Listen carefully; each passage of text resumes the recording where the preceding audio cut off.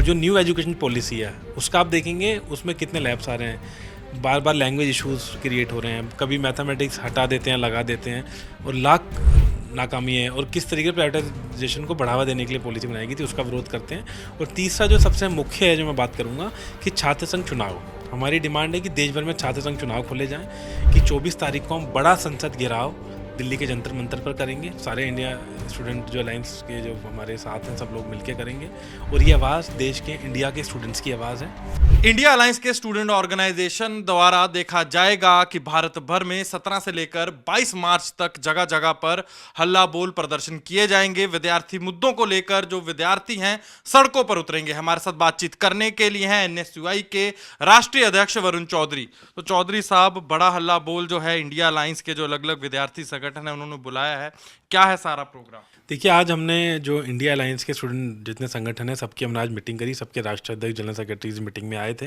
तो हमने ये निर्णय लिया कि देखेंगे किस तरीके से बार बार, और ख़ास तौर पे 2014 के बाद से देखा गया कि बीजेपी का जो पहला आक्रमण था देश पे वो यूनिवर्सिटीज़ के अंदर था। किस तरीके से जो बजट कट कर दिया गया, देखा गया, ये मैं नहीं बोल रहा हूँ, संसद के अंदर ये आवाज़ें गूंजी कि सिर्फ 24% जो इंस्टीट्यूट्स इंडिया में बचे हैं वो गवर्नमेंट बचे हैं, बाकी सब प्राइवेट हो चुके हैं।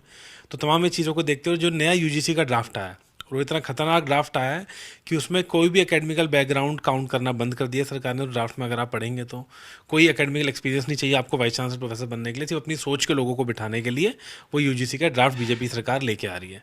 फिर यही होगा कि पता लगेगा दिल्ली यूनिवर्सिटी के वाइस चांसलर तो होंगे नीरव मोदी, इलाहाबाद यूनिवर्सिटी की वाइस चांसलर होंगी कंगना रनावत, और बॉम्बे यूनिवर्सिटी के वाइस चांसलर हो जाएंगे अनुपम खेर।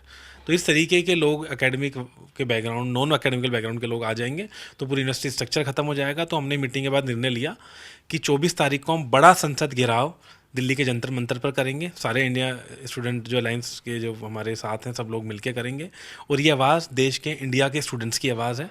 तो यूजीसी ड्राफ्ट के विरोध में, और जो न्यू एजुकेशन पॉलिसी है उसका आप देखेंगे उसमें कितने लैब्स आ रहे हैं, बार बार लैंग्वेज इश्यूज क्रिएट हो रहे हैं, कभी मैथमेटिक्स हटा देते हैं, लगा देते हैं, और लाख नाकामी है। और किस तरीके प्राइवेटाइजेशन को बढ़ावा देने के लिए पॉलिसी बनाई गई थी उसका विरोध करते हैं। और तीसरा जो सबसे मुख्य है जो मैं बात करूँगा कि छात्र संघ चुनाव, हमारी डिमांड है कि देश भर में छात्र संघ चुनाव खोले जाएं। इनको छात्र संघ चुनाव कराने से डर इसलिए लगता है कि कहीं ना कहीं ये पॉलिसी जो लागू करना चाहते हैं उसके खिलाफ छात्र अपनी आवाज़ न उठाएं। तो हमारी मांग है कि देश भर में छात्र संघ चुनाव खोले जाएं।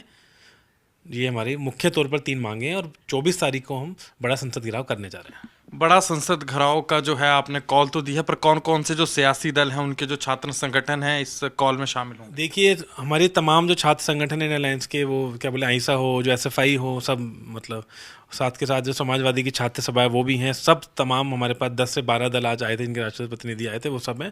इसमें हमने ओपन कॉल भी दिया है देश भर के। आजकल क्या हो गया, अभी तक तो छात्र सिर्फ प्रदर्शन करते थे यूनिवर्सिटीज़ में, अब प्रोफेसर भी प्रदर्शन कर रहे हैं बीजेपी की इस नाकारा स्कीमों के खिलाफ। तो हमने देश भर का ओपन कॉल भी दिया है कि तमाम जो यूनिवर्सिटीज़ के प्रोफेसर्स हैं, स्टूडेंट यूनियंस हैं, वो सब आके हमारे इस धरना प्रदर्शन में पार्टिसिपेट करें।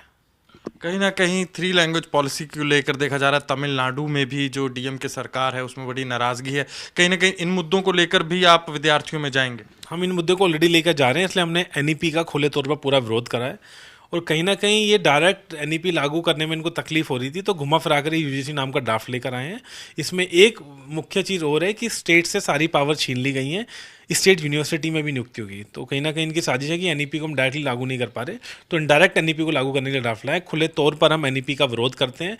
इंडिया की जो डाइवर्सिटी है, जो डाइवर्स इंडिया है, उसको बर्बाद कर दी गई न्यू एजुकेशन पॉलिसी।